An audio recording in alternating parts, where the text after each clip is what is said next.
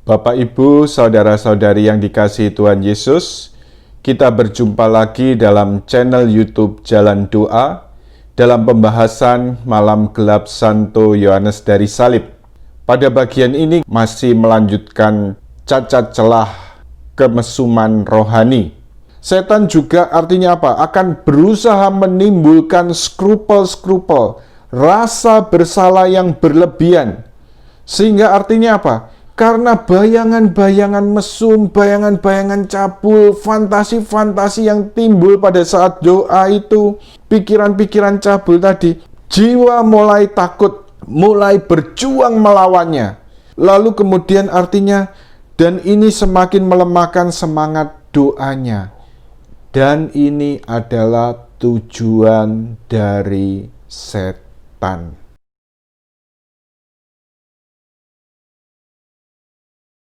Berkaitan dengan godaan percabulan, ya, jadi godaan-godaan seks ini atau godaan melawan kemurnian yang bisa timbul pada saat doa, secara praktis memang kita tidak boleh melawannya secara kuat.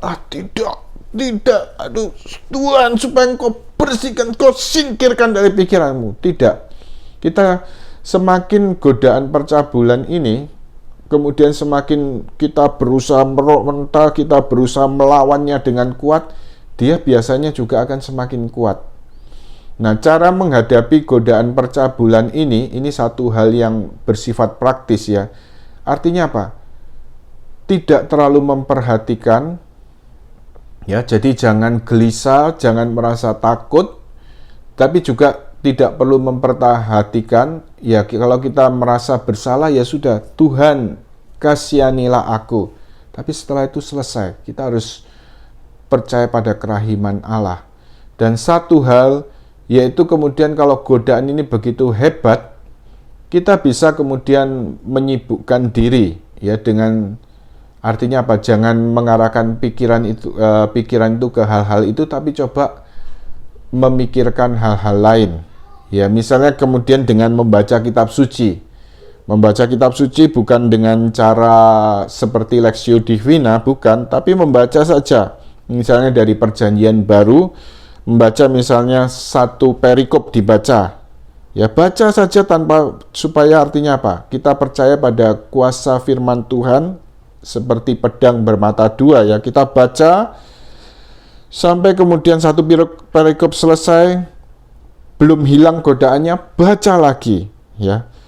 Belum hilang godaannya, baca lagi sampai kemudian godaan itu hilang. Atau kemudian juga, ya, berusaha melakukan satu aktivitas yang lain, ya. Jadi jangan menyibukkan diri dengan pikiran itu, tapi kemudian bisa dengan, ya, mulai dengan berolahraga, ya, jadi melakukan atau kemudian bersih-bersih sampai kemudian pikiran-pikiran itu hilang. Ya, jadi ini beberapa, artinya intinya kalau mengalami godaan percabulan ini jangan dilawan dengan keras, tetapi alihkan supaya tidak memikirkan hal-hal itu, tetapi mulai beralih pada hal-hal lain. Tetapi satu hal memang kita lihat bagaimana godaan-godaan setan dalam doa menimbulkan pikiran-pikiran, fantasi-fantasi, bayangan-bayangan yang mesum atau cabul ini, supaya artinya apa? Jiwa menjadi terus-menerus dikejar rasa bersalah, bahkan kemudian menjadi takut dan juga mulai melemah semangat doanya. Dan memang ini yang menjadi tujuan dari setan, supaya jiwa berhenti berdoa.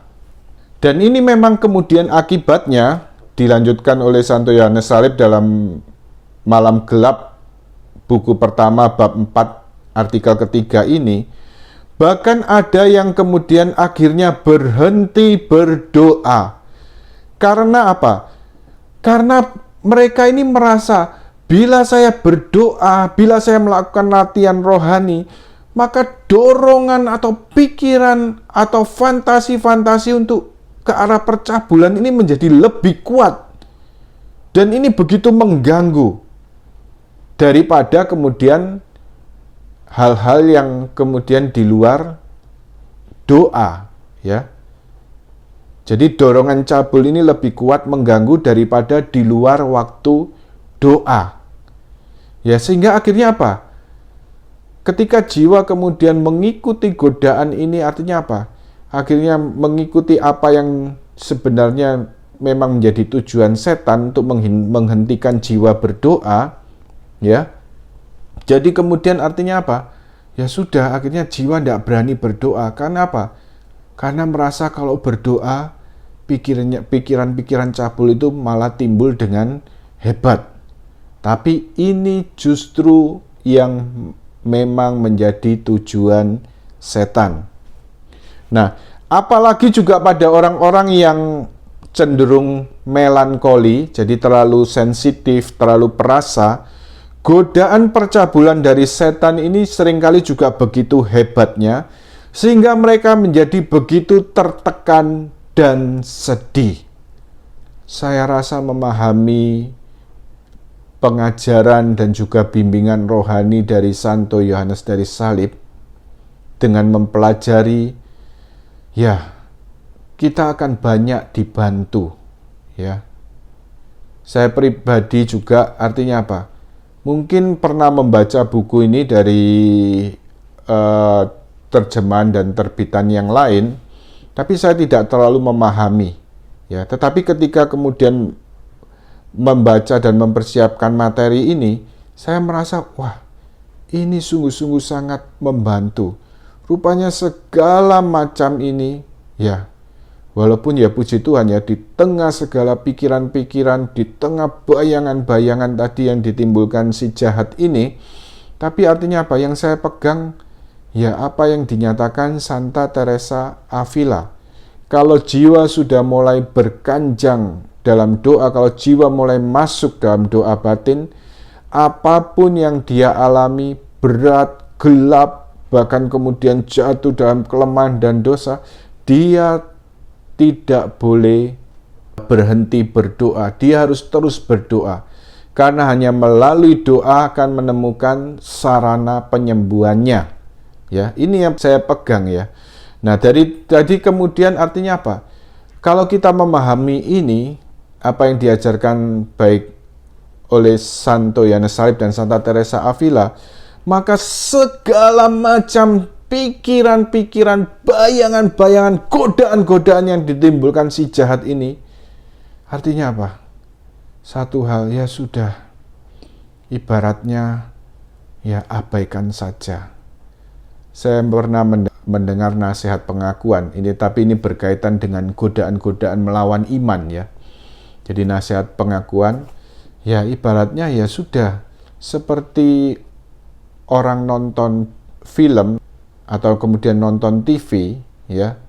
Kan kemudian artinya apa? Seperti orang nonton film di TV, ya, fokus kita ada pada film utama.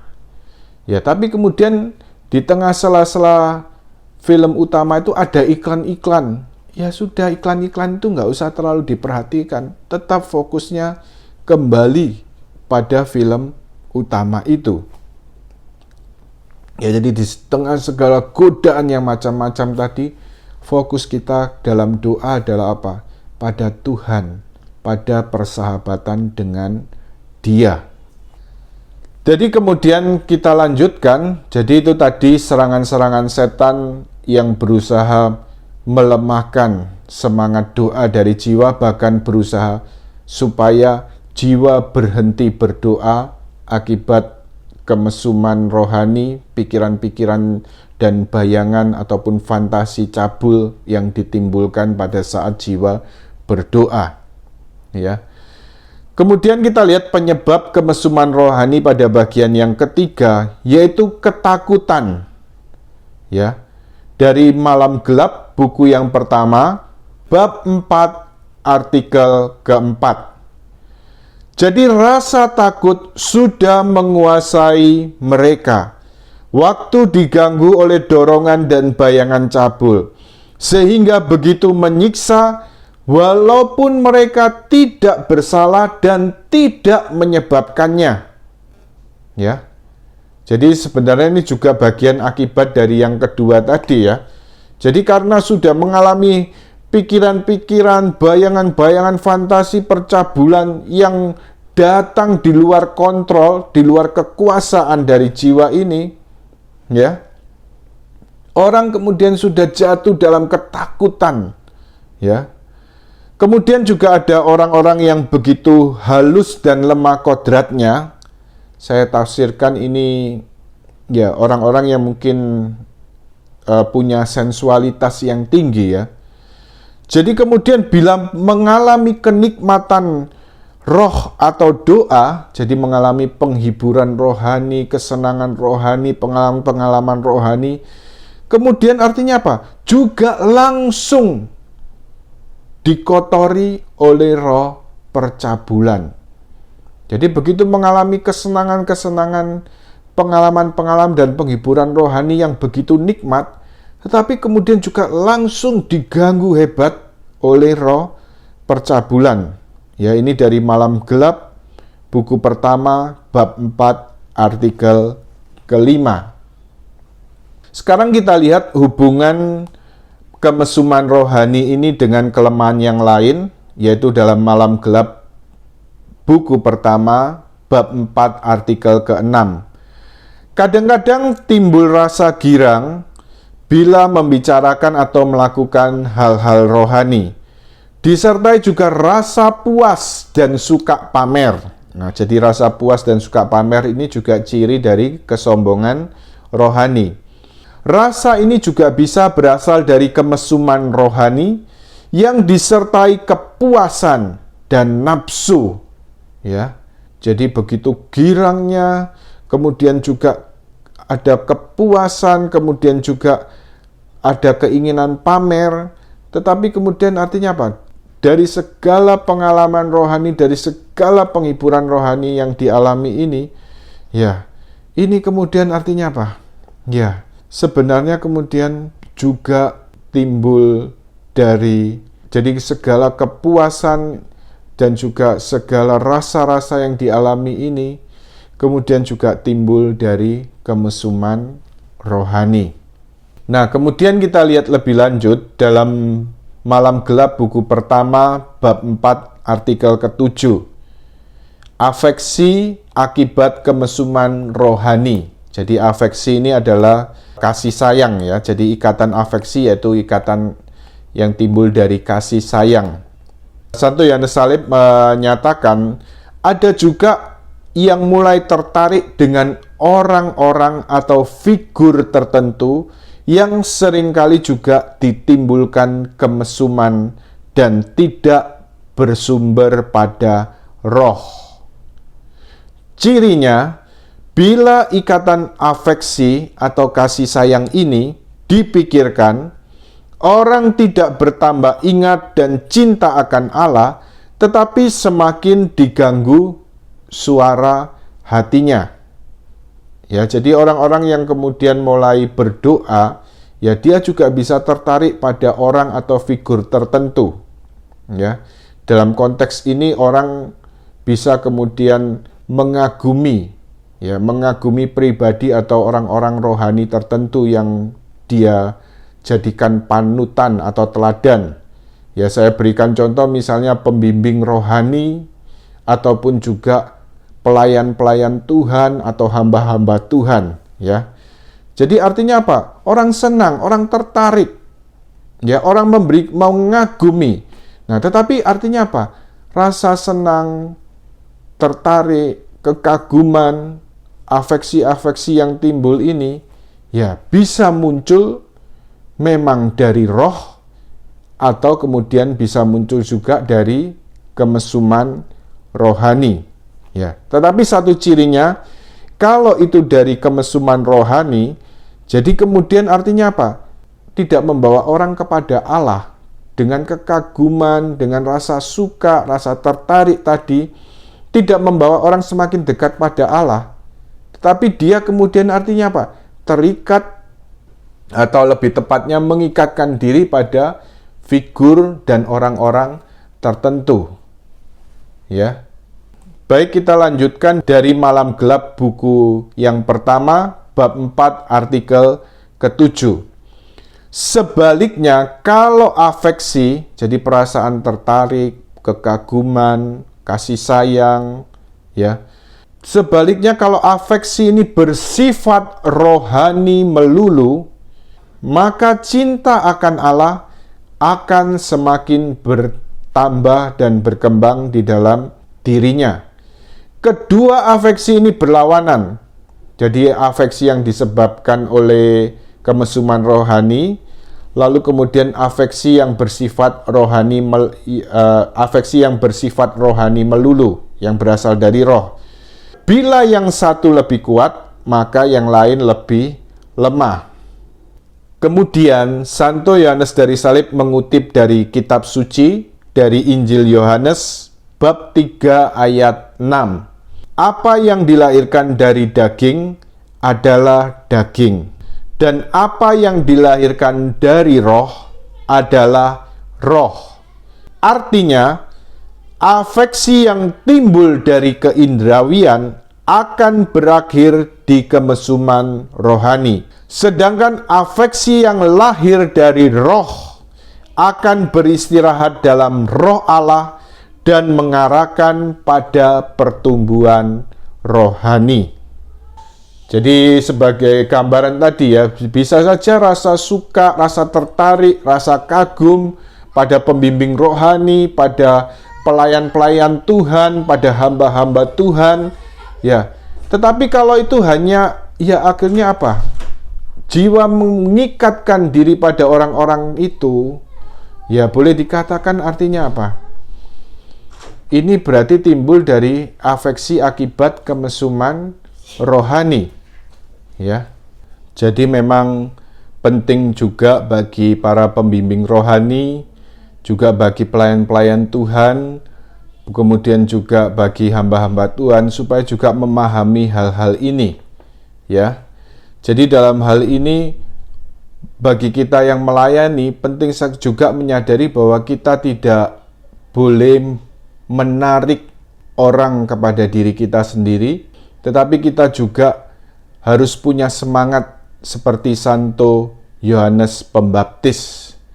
Ya, bagaimana Santo Yohanes Pembaptis juga menyadari dalam kerendahan hatinya, ya, walaupun dia sudah dikenal oleh banyak orang, ya, orang juga berbondong-bondong mengikuti dia, mendengarkan dia, tetapi kemudian ketika Tuhan Yesus hadir, ya, dia kemudian menyatakan, lihatlah anak domba Allah, ya. Dia yang datang sesudah aku membuka tali kasutnya pun aku tidak layak. Jadi semangat seperti ini, jadi supaya tidak menarik orang kepada diri sendiri. Baik, kita lanjutkan pada bagian ini, afeksi yang dimurnikan, yaitu dalam Malam Gelap buku pertama bab 4 ayat 8. Bila jiwa dibawa masuk ke dalam malam gelap, maka afeksi ini akan dimurnikan dan diatur dengan bijaksana.